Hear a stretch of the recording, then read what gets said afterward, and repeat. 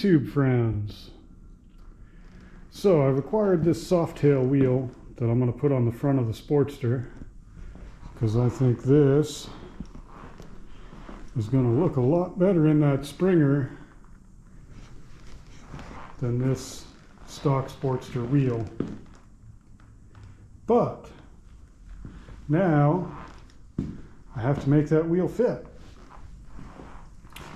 So issue number one, this has 25mm wheel bearings in it, so it's made for a much bigger axle than what's in the Sportster. The Sportster's got a 3/4 inch axle, so I'm going to have to change the bearings, and I'm also going to have to make a wheel bearing spacer to go in between the bearings inside the wheel. The other problem is that this wheel has a much wider hub than the wheel that's in there, so I'm going to have to cut new axle spacers for the outside as well, which should just be a matter of shortening the axle spacers that are on it now. If I have some blank spacers, I might use those instead of making these ones shorter so I can put that wheel back on if I decide I have to do that. This tire is not staying on. I've got a tire on order, and because this tire is pretty beat, it's still usable. I'll run it for a little while until my tire comes in. This is a wheel bearing tool. It's a little press tool. It's a puller and installer.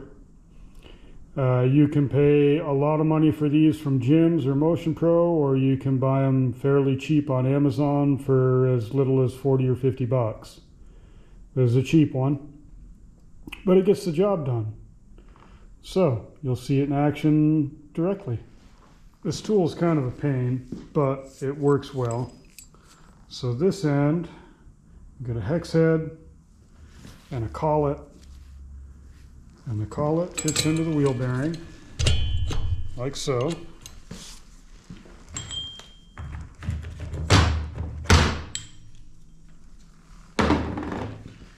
Then we put this cup on, and this big brass washer, and this big nut.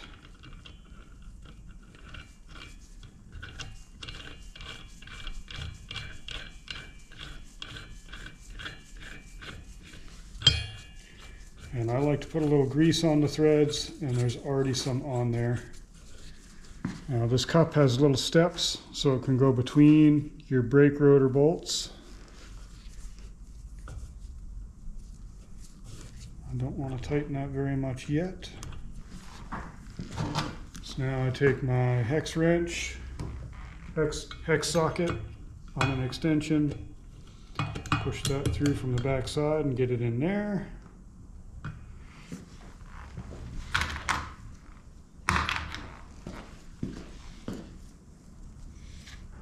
Two little washers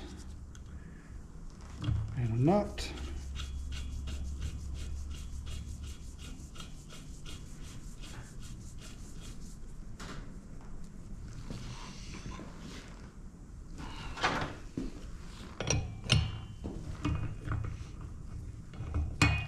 Tighten this nice and tight so it expands that collet and grabs the bearing.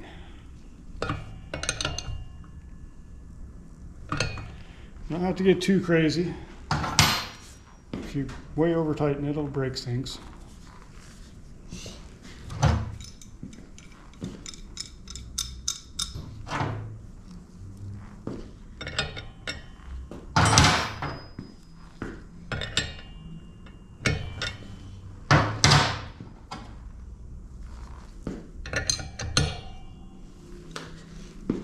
There's a flat on the threaded part that we hold with a wrench. And now I tighten this big nut, and it'll start to pull the bearing out.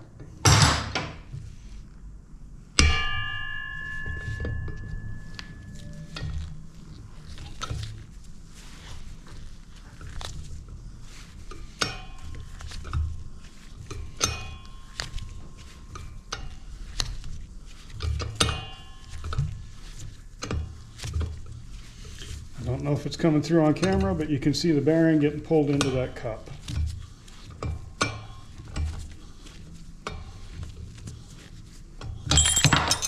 There we go. Wheel bearing is out.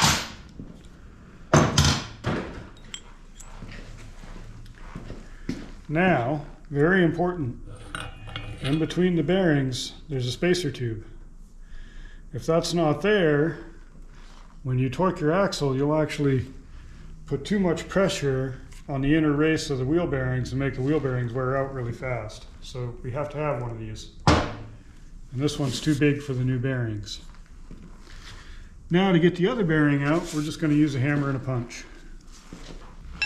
And I'm just going to slide this in against the bearing.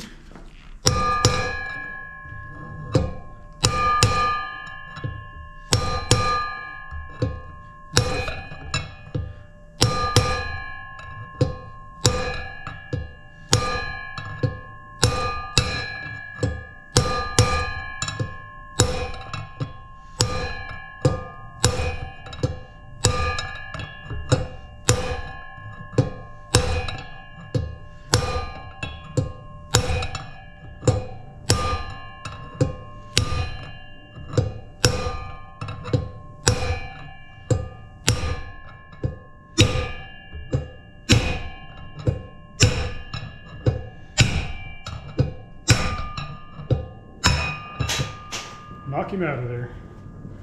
Work from side to side, up and down, whatever, back and forth.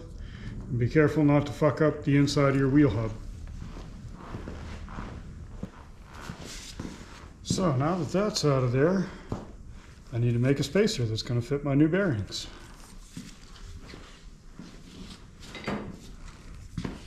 So I got this piece of black iron pipe at the hardware store. And I've got my old spacer, and I'm just going to mark it. I'm going to cut it off with a hacksaw a little bit long, and then I'm going to cut it down so it's nice and straight on the ends with the lathe.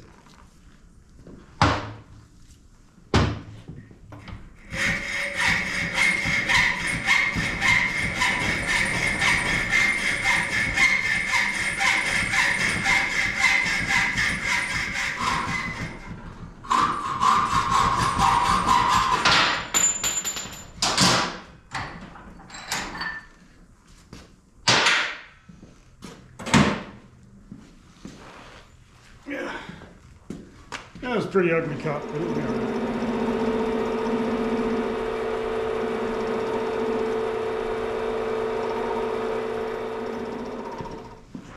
So I've cleaned up my bores. I'm just going to put just a little bit of grease in here. Same on the other side.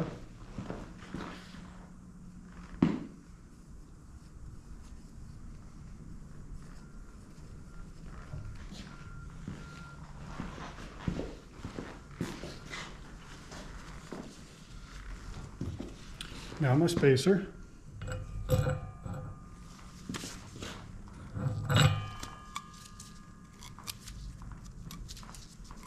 I'll try and make sure there's nothing in there that shouldn't be.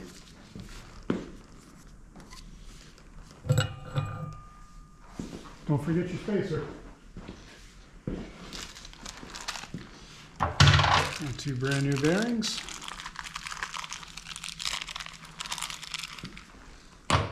Hope these are not thicker than the old bearings.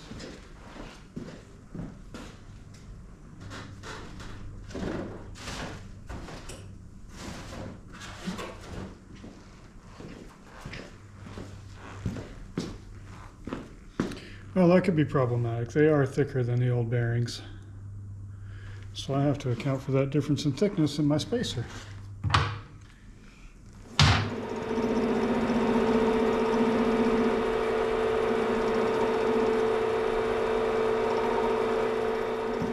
Alright, I've corrected the length of my spacer to make up for the difference in the thickness in bearings.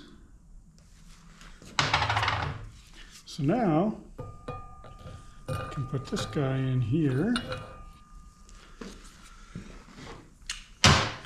and start pressing my bearings in.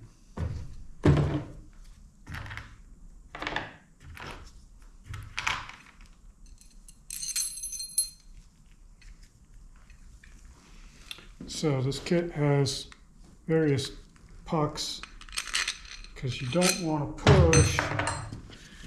push your bearing from the center, you want to push it from the outside.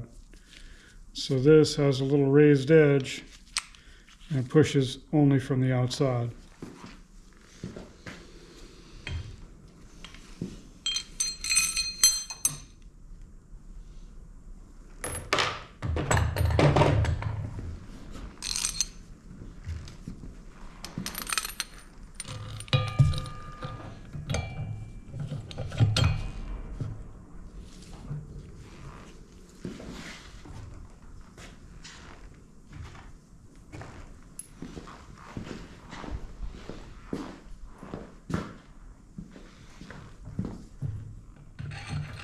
Now this bike doesn't have anything fancy going on with the wheel bearings, so it doesn't really matter. You just want to be able to read the numbers or whatever. And some bikes have ABS in the wheel bearing, and there's a tone ring in the wheel bearing. So in the case that you've got anti-lock brakes and the ABS sensor is built into the wheel bearing, or at least a tone ring for the sensor, you need to make sure you put the bearing the right way out. Because if you've got it the wrong way out, the ABS isn't going to work and you're going to replace the bearing again. Just make sure I got this good and centered.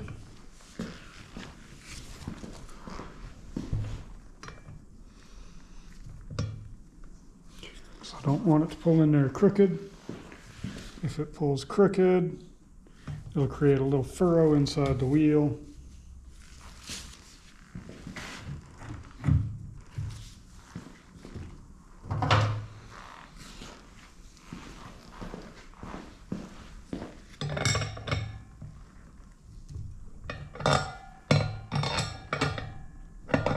If it starts to pull crooked, we just give it a little tap of the brass.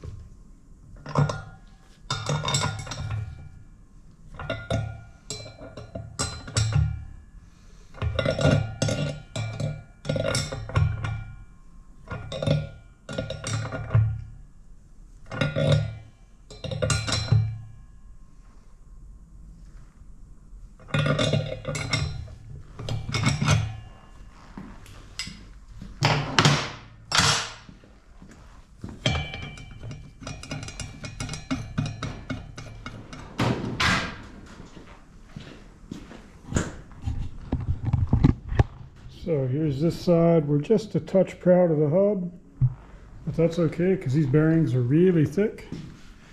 And this one's bottomed out in its bore and it's just below flush. So next we get to fit it to the bike. So after a whole lot of lathe work, I've cut my spacers down. And I've cut my spacer down for my brake, so hopefully it still fits. And I'm within a 1/16 from one side to the other, and that's probably about as good as I'm going to get. So I'll finish getting her mounted up and we'll see how it goes. All right, the Softail wheel is on the Sportster.